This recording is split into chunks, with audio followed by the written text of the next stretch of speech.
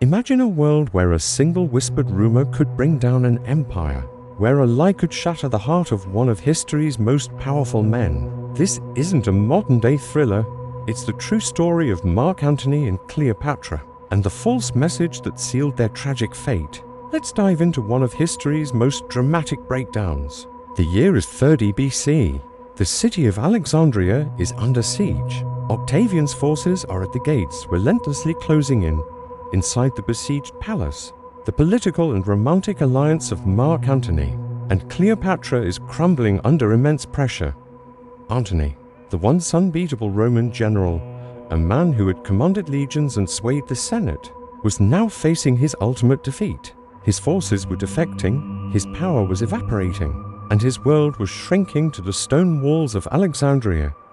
In this moment of absolute chaos, Cleopatra made a desperate, fatal gamble. Fearing the wrath of the approaching Romans and perhaps even the unpredictable fury of a defeated Antony, she retreated to her mausoleum, a grand tomb she had prepared for herself. With her two most trusted servants, she barricaded the doors, sealing herself inside. From this stone fortress, she sent a messenger to Antony. The message was simple, devastating, and entirely false. Cleopatra was dead. Why would she do this? Historians have debated her motives for centuries. Was it a calculated political move to see how Antony would react? Was she trying to manipulate his emotions one last time, perhaps to inspire him to fight with renewed fury for her memory? Or was it a genuine attempt to protect herself from the chaos? A plan that went horribly, tragically wrong, whatever the reason. The message was sent. It traveled through the chaotic streets of Alexandria and reached the ears of Mark Antony. For Antony, this news wasn't just a political setback, it was the complete annihilation of his world. Cleopatra was not just an ally, she was the great love of his life, the mother of his children, the queen for whom he had abandoned Rome and his own heritage.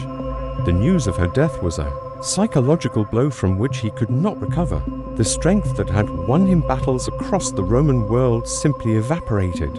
Accounts from ancient historians like Plutarch paint a vivid picture of Antony's breakdown. Upon hearing the news, he was thrown into a state of profound despair. He reportedly cried out, lamenting that Cleopatra had shown him, a man, how to die bravely while he had been surpassed in courage by a woman. The weight of his military defeats, the betrayal of his troops, and now the loss of the woman he loved converged into a single, unbearable point of agony. His identity as a Roman general, a leader, and a man was shattered. In that moment of pure emotional devastation, Antony made a final, irreversible decision. He could not, and would not, live in a world without Cleopatra. He turned to his loyal attendant, a man named Eros, and ordered him to fulfill a promise he had made long ago, to kill him when the time came. But Eros, unable to strike down his master, turned the sword on himself, falling dead at Antony's feet. Witnessing this final act of loyalty, Antony was moved. He declared, "Well done, Eros. You show your master how to do what you were unwilling to do yourself." With that, Antony took the sword and fell upon it. But the wound was not immediately fatal. He lay in agony, bleeding and dying when a second messenger arrived. This messenger brought news that was even more shocking than the first. Cleopatra was alive. She was alive and trapped in her mausoleum, and she wanted to see him one last time. Imagine the sheer torment of that moment. The decision made in the depths of grief was now revealed to be based on a lie. But it was too late. The wound was mortal. There was no going back.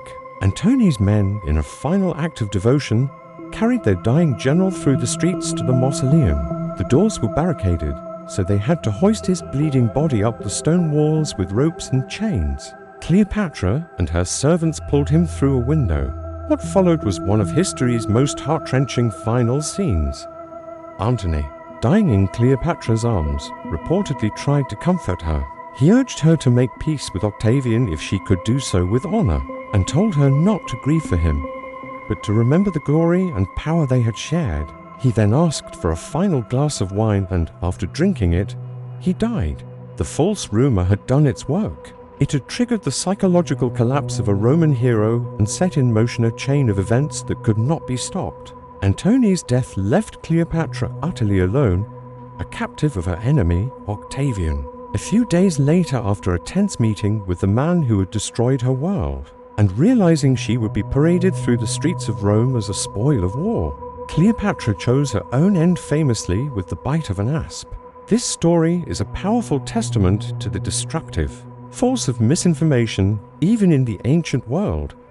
Without social media or instant communication, a single, strategically deployed lie was enough to topple a dynasty. It shows how personal emotions and relationships can have massive geopolitical consequences. Antony's love for Cleopatra was his greatest strength and his ultimate weakness. His reaction to her supposed death wasn't just about losing a lover, it was about losing his very reason for being.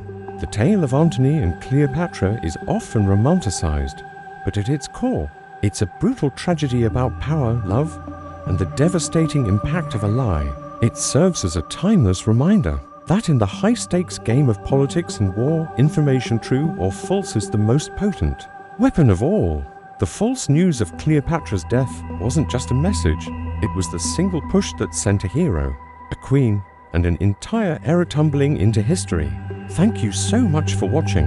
If you found this story as fascinating as I do, please hit that like button and subscribe for more deep dives into the most dramatic moments in history. Let me know in the comments what you think about Cleopatra's decision. Was it a mistake or a calculated risk? See you next time.